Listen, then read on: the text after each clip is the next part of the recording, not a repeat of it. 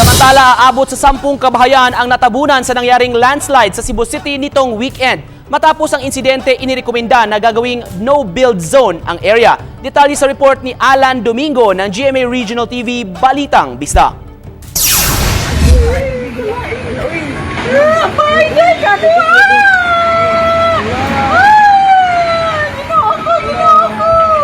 Sa video na kuha ni Helbert Boris, makikita ang isang bahay na gumuho dahil sa landslide. Sa pagdaos-dos ng bahay, nadamay at natabunan ang 10 pang kabahayan na nasa bandang ibaba. Isa sa mga bahay na natabunan ay pagmamay-ari ni Busay Barangay Captain Maria Cristia Ibing Famador.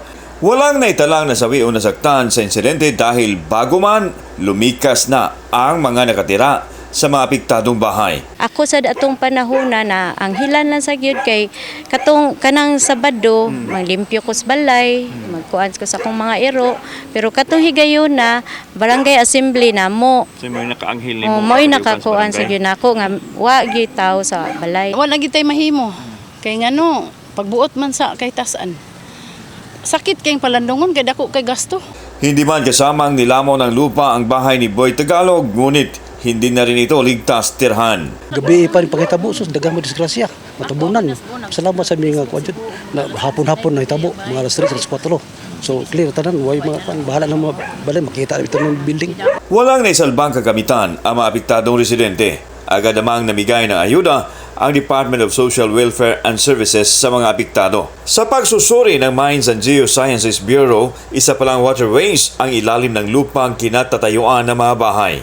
We found out that despite na wala ang magulan karon, there's still natural spring below sa condition sa Yuta, and the past days of severe